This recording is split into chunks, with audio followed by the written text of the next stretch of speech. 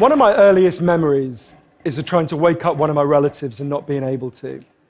And I was just a little kid, so I didn't really understand why. But as I got older, I realized we had drug addiction in my family, including later cocaine addiction.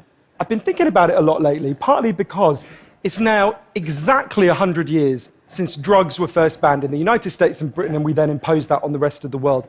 It's a century since we made this really fateful decision to take addicts and punish them and make them suffer because we believed that would deter them, it would give them an incentive to stop.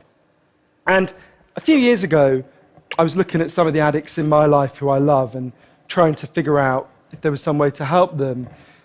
And I realized there were loads of incredibly basic questions I just didn't know the answer to. Like, what really causes addiction? Why do we carry on with this approach that doesn't seem to be working? And is there a better way out there that we could try instead? So I read loads of stuff about it, and I couldn't really find the answers I was looking for. So I thought, okay, I'll go and sit with different people around the world who've lived this and studied this and talk to them and see if I can learn from them. And I didn't realize I would end up going over 30,000 miles at the start, but I ended up going and meeting loads of different people, from a transgender crack dealer in Brownsville, Brooklyn, to a scientist who spends a lot of time feeding hallucinogens to mongooses to see if they like them. It turns out they do, but only in very specific circumstances. To the only country that's ever decriminalized all drugs, from cannabis to crack, Portugal. And the thing I realized that really blew my mind is almost everything we think we know about addiction is wrong. And if we start to absorb the new evidence about addiction, I think we're going to have to change a lot more than our drug policies. But let's start with what we think we know, what I thought I know, right? Let's think about this middle row here, right? Imagine all of you, for 20 days now, went off and used heroin 3 times a day. Some of you look a little bit more enthusiastic than others at this prospect. Don't worry, it's just a thought experiment. Imagine you did that, right? What would happen? Now, we have a story about what would happen that we've been told for a century.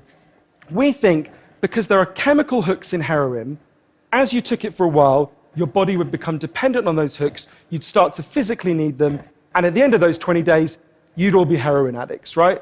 That's what I thought. First thing that alerted me to the fact something not right with this story is when it was explained to me, if I step out of this TED Talk today and I get hit by a car and I break my hip, I'll be taken to hospital and I'll be given loads of diamorphine.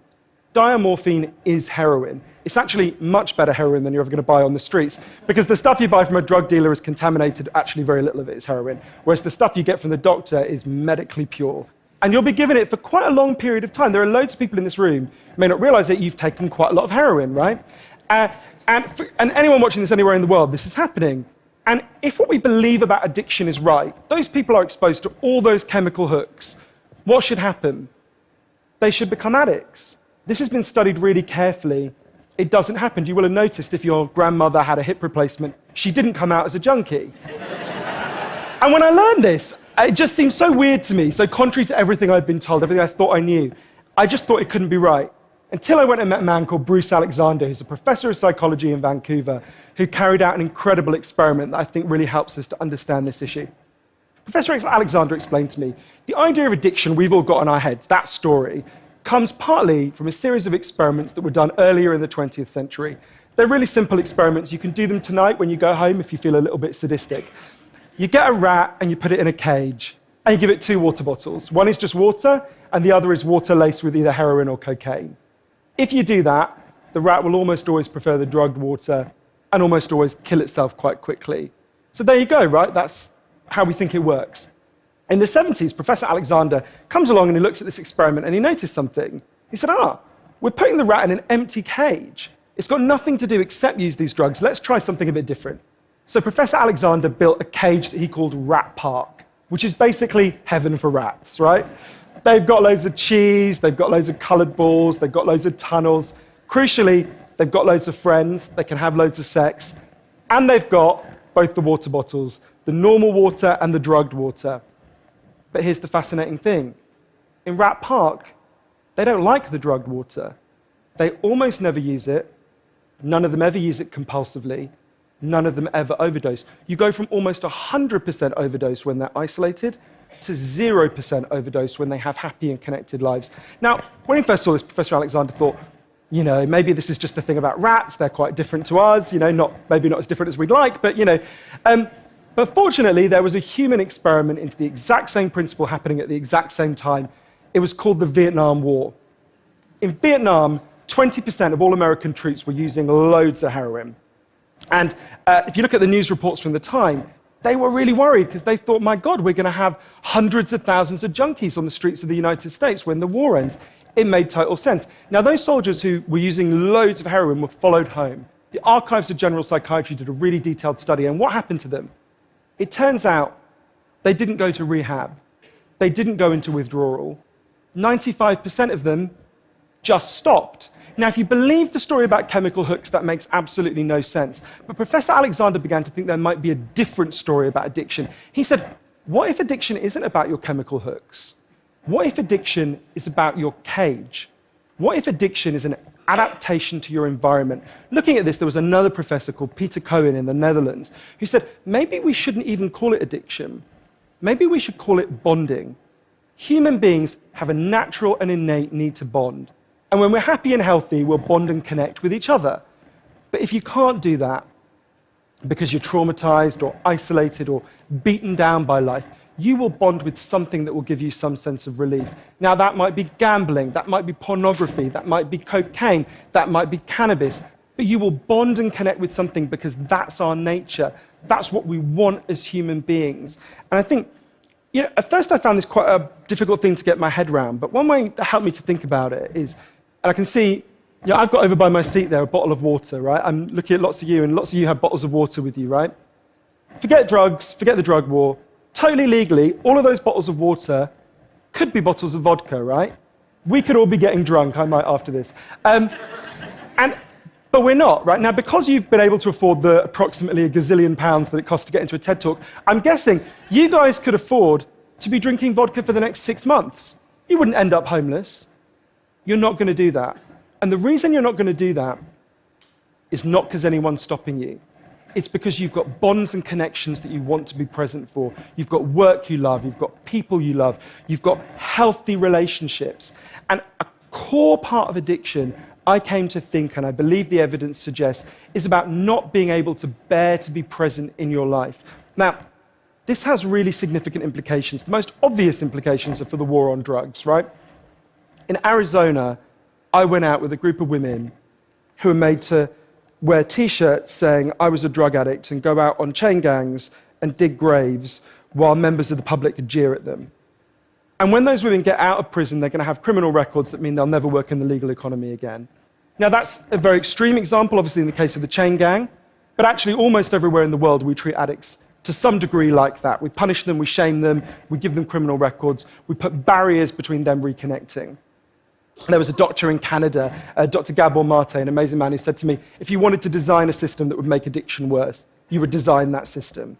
Now, there's a place that decided to do the exact opposite, and I went there to see how it worked. In the year 2000, Portugal had one of the worst drug problems in Europe. 1% of the population was addicted to heroin, which is kind of mind-blowing. And every year, they tried the American way more and more. They punished people and stigmatized them and shamed them more. And every year, the problem got worse. And one day, the Prime Minister and the leader of the opposition got together and basically said, look, we can't go on with a country where we're having ever more people becoming heroin addicts. Let's set up a panel of scientists and doctors to figure out what would genuinely solve the problem. And they set up a panel led by an amazing man called Dr. Joao Gulao to look at all this new evidence. And they came back and they said, decriminalize all drugs, from cannabis to crack. But, and this is the crucial next step, take all the money we used to spend on cutting addicts off, on disconnecting them, and spend it instead on reconnecting them with the society. And that's not, essentially, that's not really what we think of. What they did wasn't really what we think of as drug treatment in the United States and Britain. So they do residential rehab, they do psychological therapy that does have some value. But the biggest thing they did was the complete opposite of what we do. A massive program of job creation for addicts and microloans for addicts to set up small businesses. So say you used to be a mechanic. When you're ready, they go to a garage and they'll say, if you employ this guy for a year, we'll pay half his wages. The goal was to make sure that every addict in Portugal had something to get out of bed for in the morning. And when I went and met the addicts in Portugal, it's fascinating. What they said is, as they rediscovered purpose, they rediscovered bonds and relationships with the wider society. It'll be 15 years this year since that experiment began, and the results are in. injecting drug use is down in Portugal, according to the British Journal of Criminology, by 50%, 50%. Overdose is massively down. HIV is massively down among addicts. Addiction in every study is significantly down. One of the ways you know it's worked so well is that almost nobody in Portugal wants to go back to the old system. Now, that's the kind of political implications. I actually think there's a layer of implications to all this research below that. You know, we live in a culture where people feel really increasingly vulnerable to all sorts of addictions, whether it's to their smartphones or to shopping or to eating. You know, before these talks began, you guys know this, that we were told we weren't allowed to have our smartphones on. And I have to say, a lot of you looked an awful lot like addicts who were being told their dealer was going to be unavailable for the next couple of hours. And, you know, a lot of us feel like that. And it might sound weird to say, oh, you know, I've been talking about how disconnection is a major driver of addiction. But weird to say it's growing because you think, well, we're the most connected society there's ever been, surely. But I increasingly began to think that the connections we have, we think we have, are like a kind of parody of human connection. If you have a crisis in your life, you'll notice something. It won't be your Twitter followers who come to sit with you. It won't be your Facebook friends who help you turn it round. It'll be your flesh and blood friends who you have deep and nuanced and textured face-to-face relationships with. And I think there's a study I learned about from Bill McKibben, the environmental writer, I think tells us a lot about this. It looked at the number of close friends the average American believes they can call on in a crisis. That number has been declining steadily since the 1950s.